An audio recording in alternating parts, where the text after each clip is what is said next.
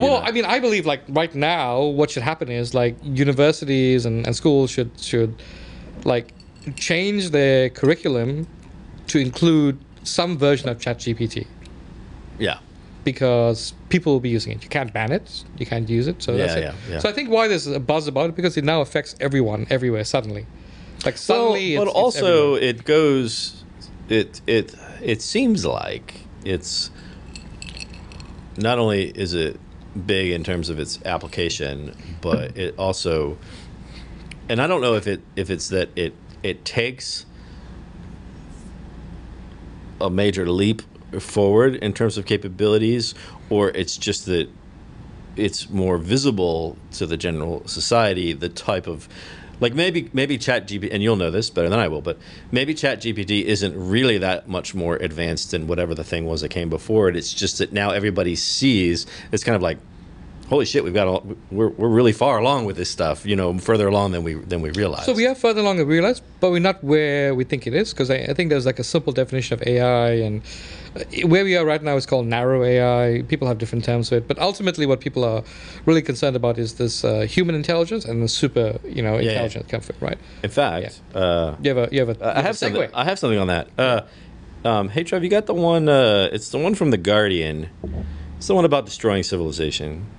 I just want to go right to this thing. All right. First of all, we have this ominous looking. Now, this article is mainly about. Scroll up a little bit. Outsmarting. Can we stop AI outsmarting humanity? Well, and so it's mainly about people, about AI and robots taking the place of people in the world. But I want to look at this little bit right here at the top. Nice. From you probably know who this person is, right? Who wrote this? I don't, but that sounds like a Swedish name. Not that wrote the article, but that wrote this. That this quote is from Eliezer Yudkowsky. Wrote something called "Staring into the Singularity." Oh yeah, they use the singularity as the thing. Of course, yes. And I love this bit right here. It says, 50,000 years ago, with the rise of Homo sapiens. Oh no, you got to start it. It began 3.5 billion years ago in a pool of muck, where a molecule did its thing and became da da da da da. It began 4 million years ago, when brain volumes began climbing rapidly in the hominid line, and then it continues. It began 50,000 years ago with the rise of Homo sapiens, 10,000 years ago with the invention of civilization, 500 years ago with the invention of the printing press, 50 years ago with the invention of the computer. In less than 30 years, it will end. What will end? I think he's talking about human life. Human life? I think we've made it through wars and famine and drought and all sorts of calamities.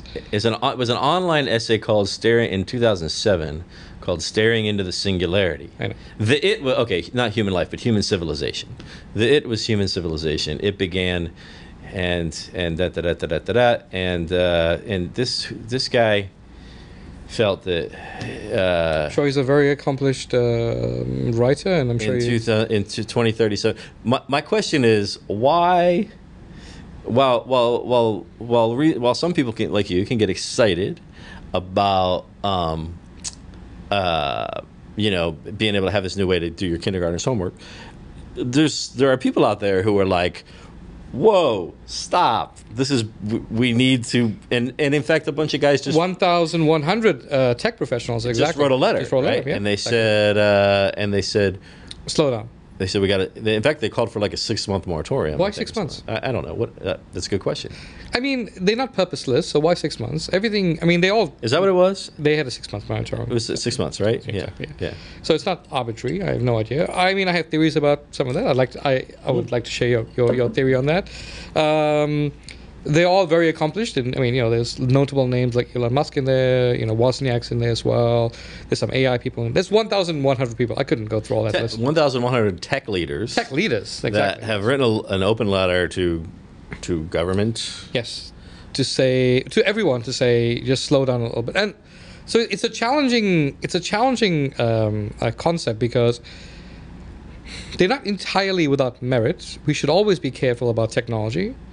and we should always approach it with a seriousness of like some sort of governance and ethical control, because anything that goes out of control that can be let out, But who are we supposed to trust to do that controlling? so this then comes down to who do you trust, and do you trust governments and people? Right now, our societies are so massively divided. Who do you trust, right? You can't even trust society. Some would say you trust government. Some would say, well, you trust the ecosystem of people. But then we are a tribalistic society. Even if you can back that up with data and merit, you never trust what the other tribes has to say. Correct. Right, because that's how we are. So, Right. so it's a failed kind of assertion. And the other challenge is the genie's already out of the bottle. Like, let's assume that 90% of the people that would say, oh yeah, okay, let's just hold back and let's just work on this together.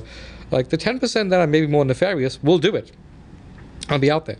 So I don't know why they wrote the letter. I mean, you could say maybe they weren't first to market, and maybe that could be something they were concerned So about. I always think whenever somebody does something that makes you go, why are they doing that? Where my head always goes first and foremost is somebody's trying to avoid liability or cover their ass in some way, right? They could It be that they foresee like bad stuff happening and they want to be able to say, hey, we told you that, right? Yeah. So to the esteemed colleague that actually wrote the book about the singularity, it's not AI that'll end our society. It'll be people that'll end our society. There's more people than there's AI out there. We are terrible as a species. We'll damage ourselves before AI gets to us. So I'm not too concerned about AI damaging us.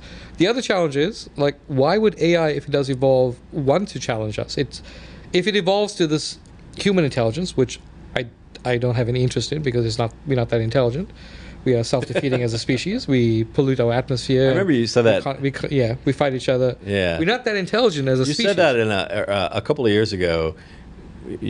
I had you on a panel discussing AI in oil and gas industry, and people were trying to cushion the notion that it might make decisions for people, people in special, scientific and things like this, and you said, well, I'm okay with that because I've met a lot of humans and they don't make very good decisions. That's right. I met people, and exactly, myself included. So, but what happens when we start to say, let's let something, and not that it's the old slippery slope, right? It's a slippery slope. Like, you don't start off saying, let's just turn everything over to Hal. But it's already out there. Yeah. So in essence, right now, a single person with access to very low level cloud compute could actually generate a synthetic voice that could be fairly realistic, can generate fake graphics and images, and produce something that could be very devastating, which is what we call fake news, and it's disinformation, and it's all sorts of things. They could generate that in a few hours. In a few days, it could be a high level of accuracy. In a few weeks, they could probably generate something that couldn't be discerned from the reality unless you actually